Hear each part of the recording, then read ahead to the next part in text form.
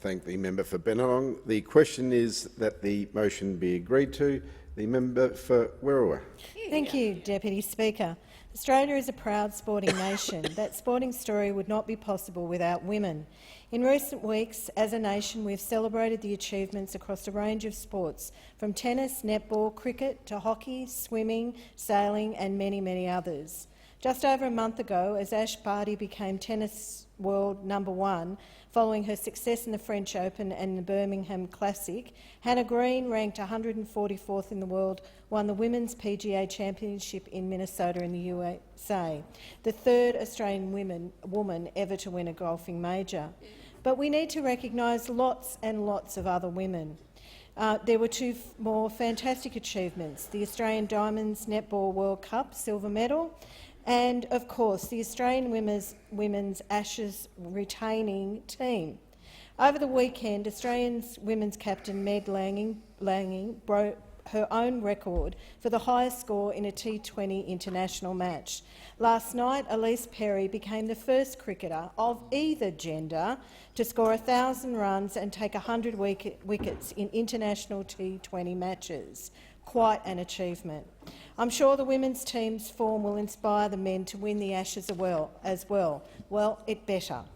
If you can see it, you can do it. These achievements provide aspirations, dreams and role models to tomorrow's sporting champions. Every Saturday and Sunday morning throughout the year, the parks and courts across Werriwa are bustling with young Australians learning the value of competition and fair play.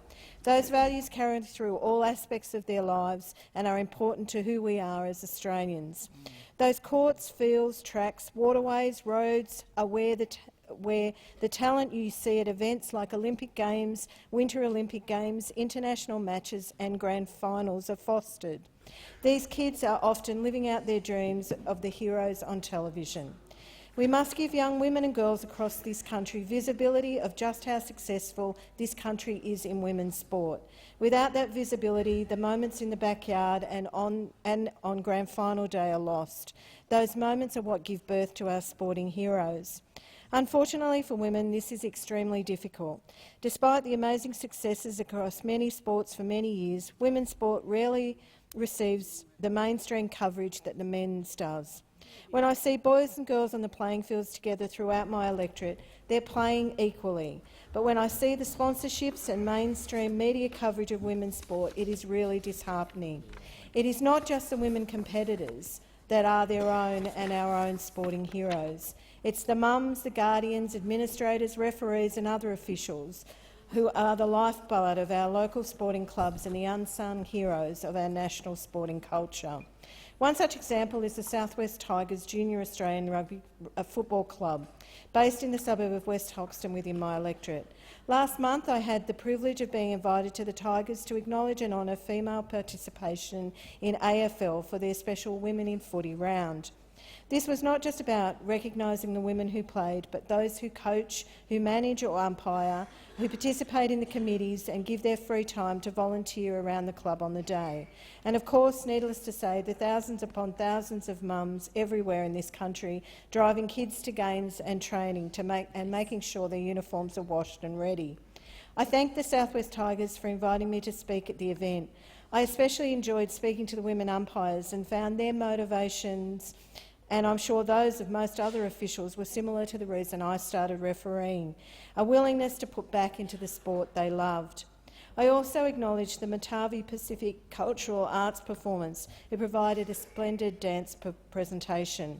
I saw both of the South West Tigers youth girls teams play, and I wish them all the best for the season. At all levels of sport, from local to national and international, women are vital to this country's sporting success. They are the people who create the opportunities for all young Australians and deliver the help our professional sports people deserve. Australian women in sport need equal pay conditions, access to training, sports medicine, media time and mentoring opportunities. Many of Australia's national women's sporting leagues are amongst the best paid in in the world, but we can and must do better. I congratulate our male cricketers who, when negotiating the last players' contracts, fought to ensure that all cricketers, both male and female, received better conditions and held out till this was achieved. We must salute and celebrate all women involved in sport, competitors or not, and their achievements and contributions to the achievements of all Australian sports people. I thank the member for Wirrawar.